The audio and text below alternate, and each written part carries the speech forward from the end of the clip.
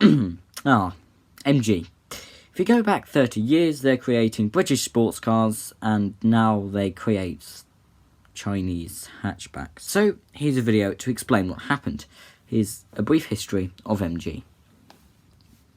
Our story starts in 1922, when Cecil Kimber was made general manager of the Morris Garage of Longwall Street, Oxford. He began promoting sales by creating his own special versions of Morris cars. With the help of Car Bodies of Coventry, Kimber began selling his Kimber specials with both MG and Morris badges. MG moved around a couple of factories and continued producing their cars. A limited liability company named MG Car Company was incorporated in July 1930. This is the official date where MG became its own company. Kimber stayed with MG until 1941, when him and the owner of Morris, which is William Morris, fell out. William Morris owned them personally until 1935, where he sold them to Morris garages. However, things changed in 1952, when Austin and Morris merged to create the British Motor Company. Some of MG's cars were simply just badge-engineered BMC models. However, their sports cars were not. Since 1955, MG produced the MGA, but this was axed in 1962 and was replaced by a more modern, for the time, sports car, the MGB. It had a monocoque chassis and was one of the first cars to ever have a controlled crumple zone. It was designed to protect the passengers in an impact at 30 miles per hour. However, the British Air Motoring Association did say that the MGB is much less safe than more modern cars. Even if the MGB does sound modern for the time, the B-Series engine was from the late 40s and the brakes and suspension were from the MGA. There were a couple of different versions of the MGB Roadster, the MGB GT, the MGC, which was an MGB with a straight six. There was also a Roadster and GT version of the MGC. And now here comes the merger.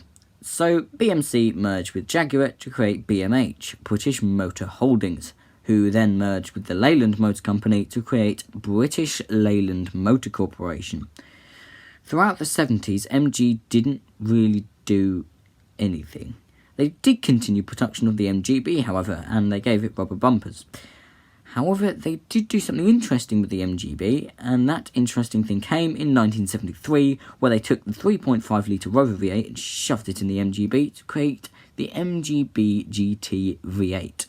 They produced it until 1976. However, in 1980, MG finally killed off the MGB after 18 years of production. In 1986, British Leyland became the Rover Group, and the MG mark was passed to British Aerospace and then to BMW in 1994.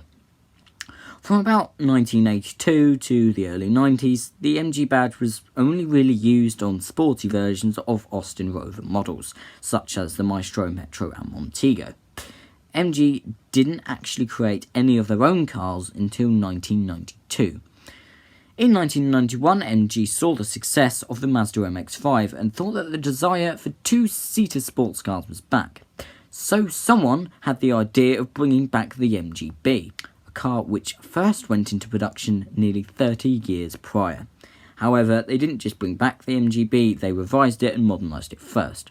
They changed the exterior so much it didn't really look like an original MGB anymore, and by the time they were finished, only 5% of the car was interchangeable with the original one. However, some parts were the same, such as the rear suspension, the rear brakes, 30-year-old brakes, what could go wrong, the boot lid and the doors. Engine-wise, they gave it the 3.9 litre Rover V8, and the MG RV8 was born. And here's a picture of the outside.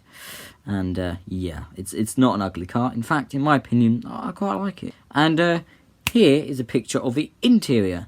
Anyway, the MG RV8 was produced until 1995 and 1,983 were produced. And that was the second end of the MGB. Also in 1995, MG, the Rover Group, released a mid-engine sports car similar in size to the Lotus Elan, the MGF. It had a Rover K-Series inline-4 engine and a 5-speed manual. I do quite like the MGF, however it was prone to head gasket failure. The MGF was MG's first brand new from the ground up car which isn't a rebadged car or the MGB for quite some time.